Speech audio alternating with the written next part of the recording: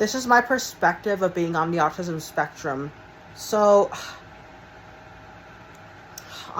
being on the autism spectrum, it just makes my brain wired differently. I pass as neurotypical, but my quirks is I spit out random facts. I tend to repeat myself at times and don't realize it. And I tend to take things literally at times. It took me a long time to understand jokes. And, you know, I didn't know I had autism until I was 20 years old and had to learn how to accept it. But I don't see the need for a cure for autism. It's not a disease, and I think it's just such a waste of research money to find a cure for autism. And, you know,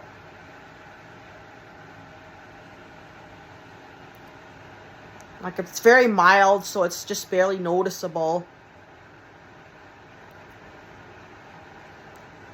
Like, I have a few traits of Asperger's, but as you know, they don't call it Asperger's anymore since DSM-5 just came out.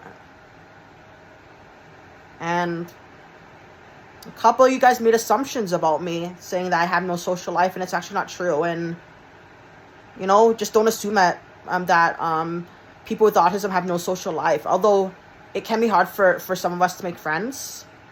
And I have posted my video a few years back about my autism diagnosis.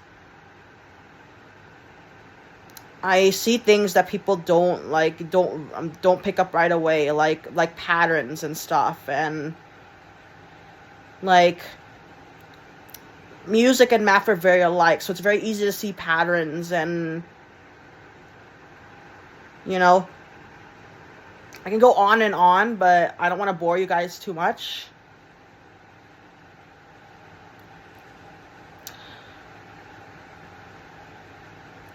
So, yeah, my foster mom, you know, the funny thing is I used to record a lot of things on cassette tapes, you know, way before we had, like, smartphones, and I used to have maybe about 100 cassette tapes, and I don't know what happened to them now, but I recorded, like, adults' conversation, and my foster mom mentioned that to other adults that when I was 5 years old, I was diagnosed with autism, and, you know, I had no idea what the heck autism was until junior high, so yeah.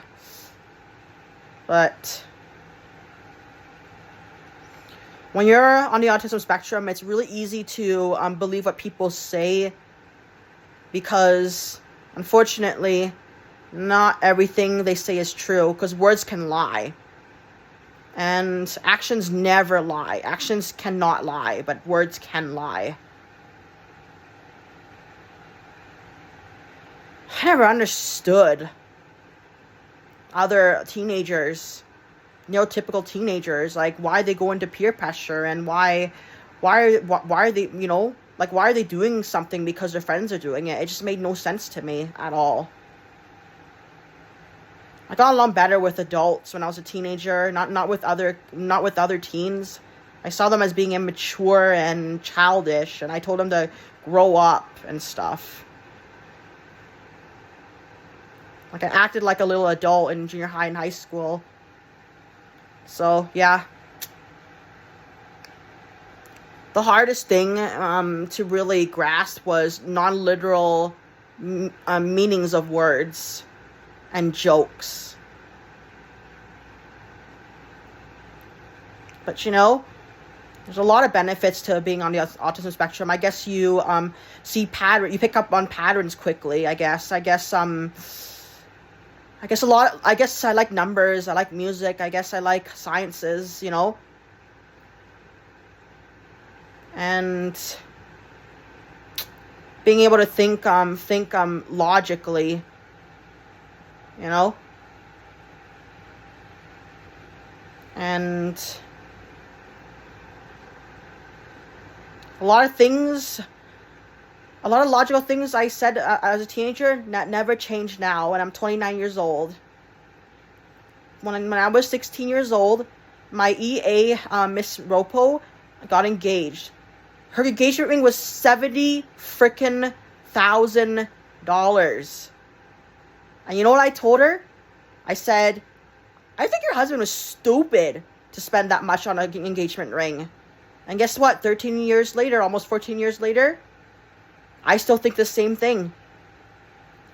When I was a teenager, I was like, teenagers should not be having babies. Like, why are you having a baby while you're still a kid yourself? 13 years later, I still think that. So a lot of my thoughts as a teenager never change. So I guess that's the perks of being on the autism spectrum. But yeah. So that's my video about autism. Sorry that's kind of long. But yeah. Anyways, I gotta get to bed. It's past 2:30 in the morning. Anyways, bye.